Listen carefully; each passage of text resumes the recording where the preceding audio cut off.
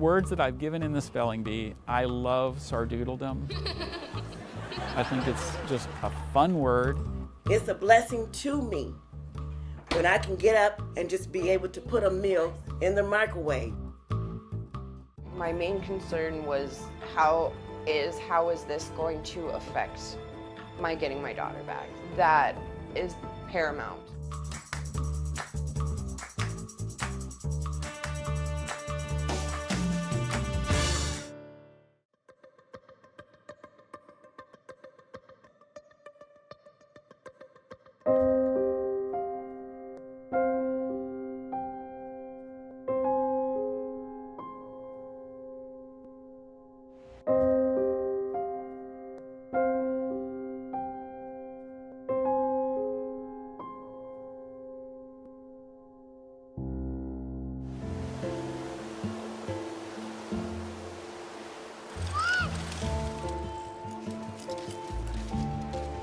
I started smoking pot when I was about 18.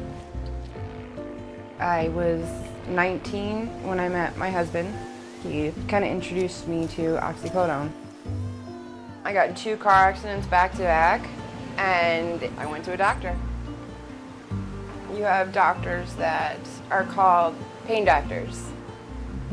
They go from prescribing nothing to prescribing a very powerful opioid. It turns into this beast you can't control. A lot of people turn to heroin because it is significantly cheaper.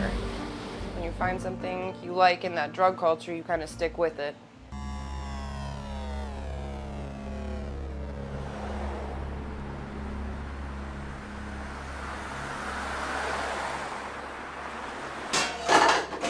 Okay, do we have any aluminum foil? It's a negative. John and I have been together now 10 years. He was my knight in shining armor, and then we slowly fell into addiction. Yes, dear. We split up for about 4 or 5 months when I went into rehab. I could feel a piece of me missing, but I was so broken outside of our relationship, there's absolutely no way he and I would have been good together. In order for us to be the best version of ourselves, we had to worry about ourselves for a minute. That'll do. After him graduating rehab and being there for the same amount of time, it allowed us to come back together as the people we were when we first met. No, pour some more. I'll tell you when. We're involved in family court, and my daughter is with my mom. She has been taken out of my husband and my custody for the time being. We're building slowly towards her coming and living with us. My focus is being the best father, the best provider, the best person I can be. And there's nothing that I wouldn't do for her.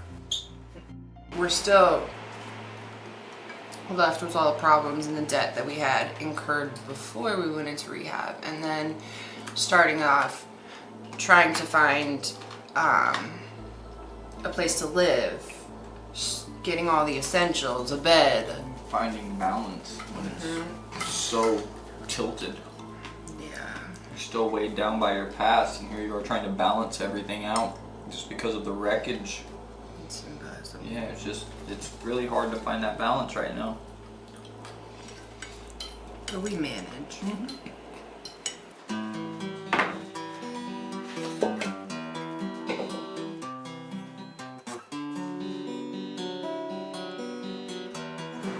I used to tell him all the time, I'd ask him to tell me a story, just like that. I'd be like, tell me a story. And I'd sit there and I'd listen to him tell me. Jen has made this entire process bearable.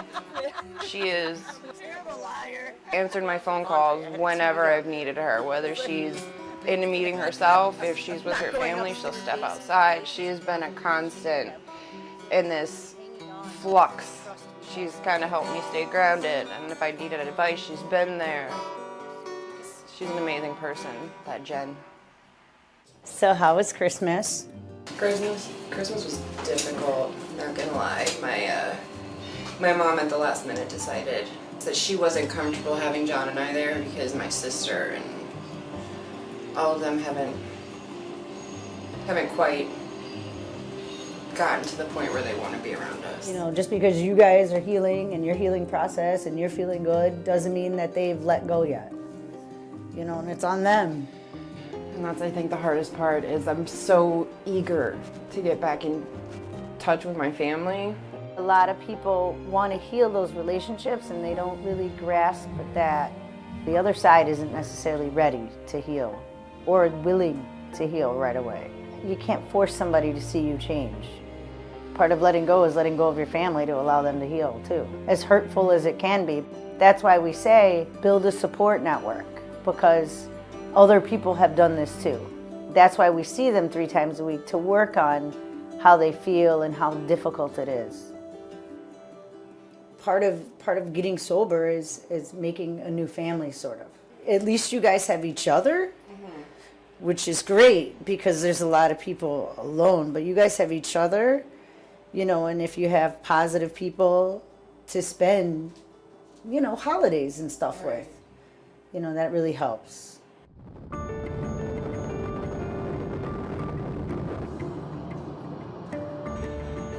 Instead of sending my daughter to foster care or a foster home, my mom offered to take temporary custody of her so I could focus on myself and so John could focus on himself. She has been with my mom since I entered rehab, so it's going on almost 11 months that I haven't been around her. Hey, you want your goldfish, huh? I think my mom is uncomfortable with me having my daughter for a lot of reasons. I haven't been the most present mother. My mom has been her caregiver for almost her entire life because I was there but not there. I was using, I was getting high. I think my mom's extremely uncomfortable. She's not quite sure of my resolve. Addiction is not just about the addict, it affects the whole family. And it has caused my mom to be very distrustful of not only me, but of my actions. Okay, let's go find Daddy. I can't force it, I cannot pressure her. It'll end up causing more harm than good. My intentions for this scenario, as far as staying clean, having my daughter, having a relationship with my mom, having John have a relationship with my family, and having that family unit be whole. That's what I want out of all of this.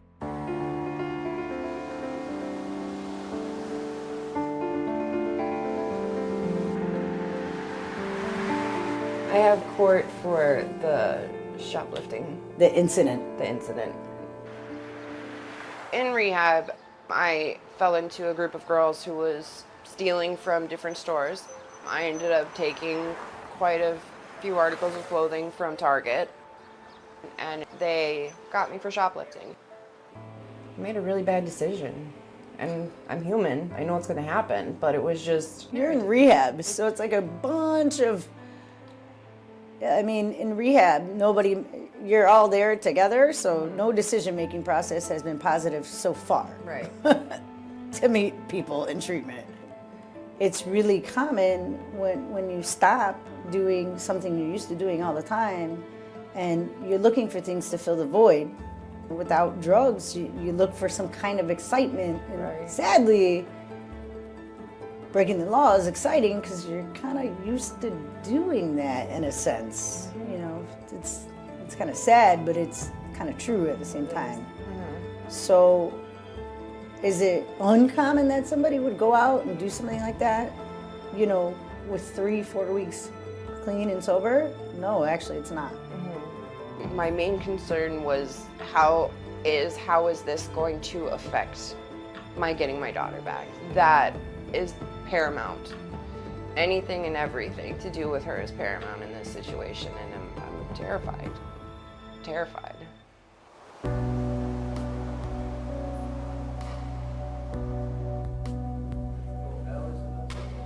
My greatest fear is going on probation and losing my job, and then in turn having this family court process drag out even longer.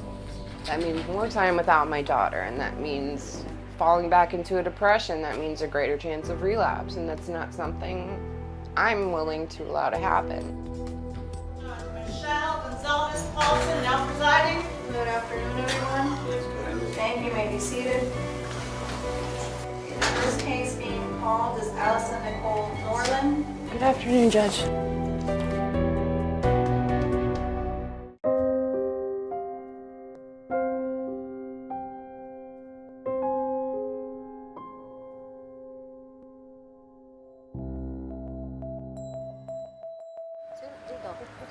I try to look at things with a lot of light, a lot of what draws me to is positivity.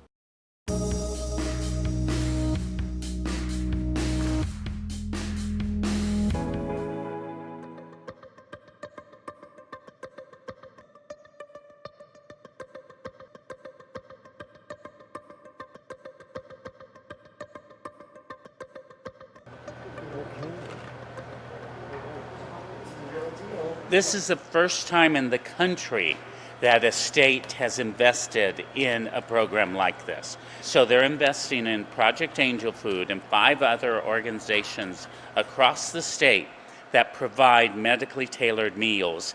And they're targeting people with congestive heart failure because they use the healthcare system the most.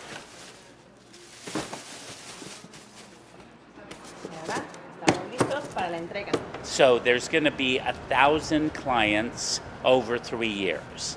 We're going to look at them a year before they got the food, while they got the food, and a year after they got the food to see how they did, how their life changed, how long they stayed out of the hospital. Hi, Marjorie.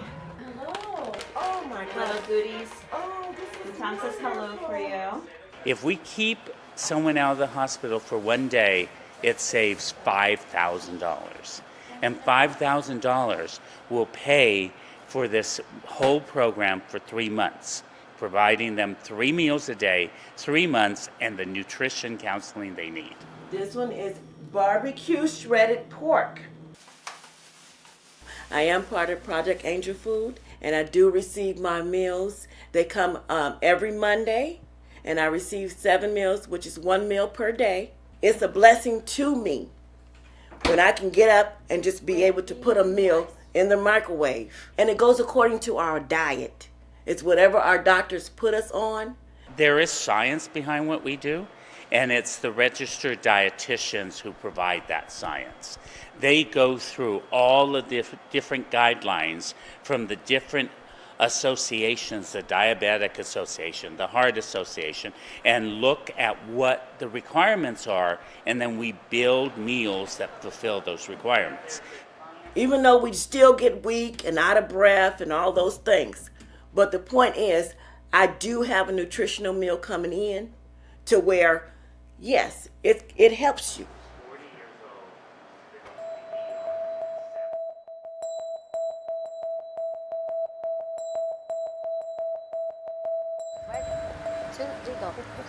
I try to look at things with a lot of light, a lot of what draws me to is positivity, something that means love or happiness. I could say something with my pictures about my cancer journey with just like one picture. It helps me take my mind off of it, a distraction to think of something else other than cancer, chemo. I was diagnosed when I was 11, and it's a muscle tumor. She's relapsed twice. They both have been really, really hard to deal with. Pavlov, it's like that one positive thing in her that she's always looking forward to. We invest in underfunded, cutting-edge pediatric cancer research. We improve the lives of children and teens living with cancer through the arts. Makes me feel excited, a little bit of nervous, putting your art out there and, seeing what people have to say about it. Pavlov Shutterbugs serves as a distraction for these students while they're going through their treatment, because it literally is an out-of-hospital experience. We provide all of the cameras free of charge to our students, and it's something that they can literally take with them anywhere. that being in these classes with other people that completely understand their experience and can be a community with them has been really impactful and has really made them feel a lot more comfortable in what they've been through and where they're going with it. So to date, we have served about 1,300 students across the country. We encourage them to use the camera and use what they learn to tell their cancer experience and to share that with the world. We do sell our student prints, and so with each print that we sell, all of the proceeds go into funding our research grants. Hello, my name is Bayu Lukman, and I have some photos in this gallery. Most of my photos themes focused on hope. Hope is, I'd say, decently important, as it's a strong motivation to just keep on living through what you've been through, in a way. Because when you have cancer and you're like super young, you don't know what's really going on, and then when you realize it, you kind of get really depressed and you don't want to live anymore. You need to stay, optimistic and push yourself through. Pablo helped me understand more about the struggles of cancer and has given me a small chance to actually assist in the world a bit with photography, I'd say, to express my story and allow it to hopefully reach other kids so they can understand how to deal with it, hopefully. I think with photography and having that faith of God has really helped me a lot into, staying positive and being motivated to want to keep fighting this disease.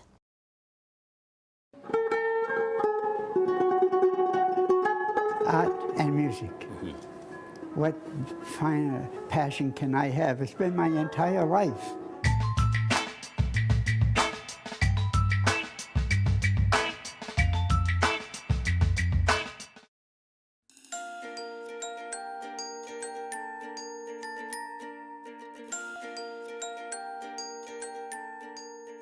So words that I've given in the spelling bee, I love sardoodledom. I think it's just a fun word.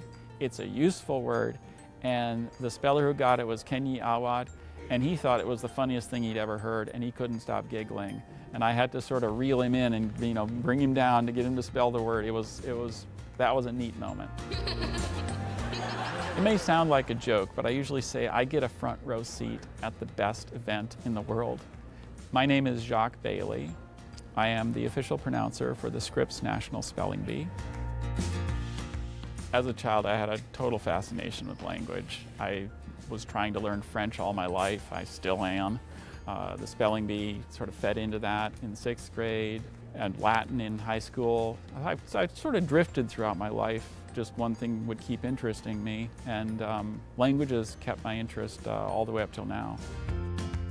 I didn't win any spelling bees in 6th and 7th grade, so I was really hungry and really wanted to win. And in 8th grade, that was when I won each spelling bee I was in until I won the big national spelling bee. In the national spelling bee, my final word was elucubrate. I became involved with the national spelling bee because I wrote to them and I said, I don't know if you remember me, but I won the spelling bee 10 years ago. And since then, I've learned Latin and Greek and German and a lot more French. And I think I have a skill set you might need for something or other. And it just so happened that they did need somebody to be associate pronouncer, which is, at that point, was basically a chief fact checker at the Bee. I had a hidden mission because I thought they were using words that were too hard. I thought that we don't need words that nobody's ever heard of to get a champion. And at that point, believe it or not, we didn't. But now they study so hard that we need the impossible words. Most of us in our daily life might misspell accommodate. These kids are at an age where their memory is amazing, and they have time to devote to this, and they love it. We need to find words like Ursprache, because they've studied so much that you've got to look for the nooks and crannies. So these kids have a very deep knowledge and deep intuition, a Sprachgefühl, a feeling for the language, that is much broader and wider and more informed than most adults. People think length matters for these spellers. For most of them, it doesn't. A long word is usually a lot easier. The four-letter words are often the hardest. I have a particular view about human rights. I think the most fundamental one is a right to education. And working with the bee enables me to do something that I'm able to do to inspire people to educate themselves. My role is to help the spellers, so it's very much sort of an affirmation and a role where I get inspired by them. So it's more than fun, it's really meaningful.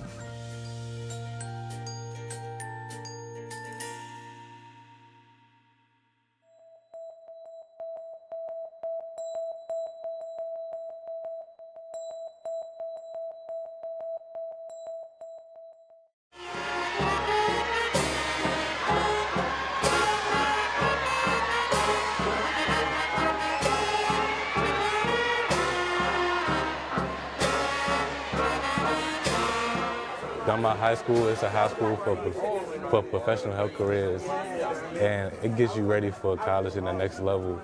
Dunbar is just an amazing school. I had the pleasure of teaching one class of 12th graders. Most of these students, I taught them, a lot of them anyway, I taught them in the 9th grade.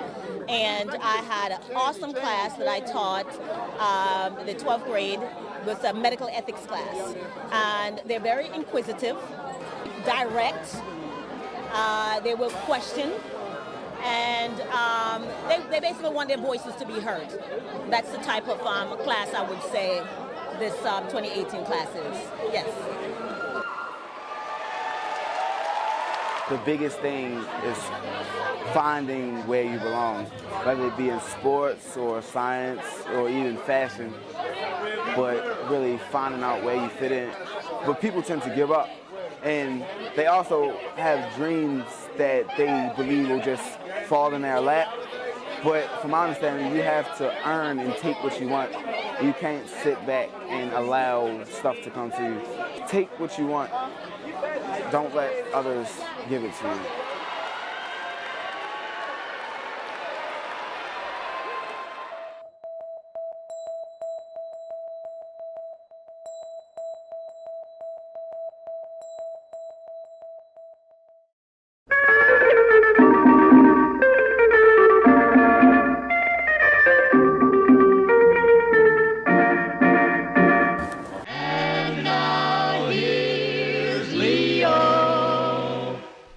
And I'm Leo Sarkeesian. Happy to have you with us today. This example is the South Central province of the country, and the dance music is from the ethnic group called Betty.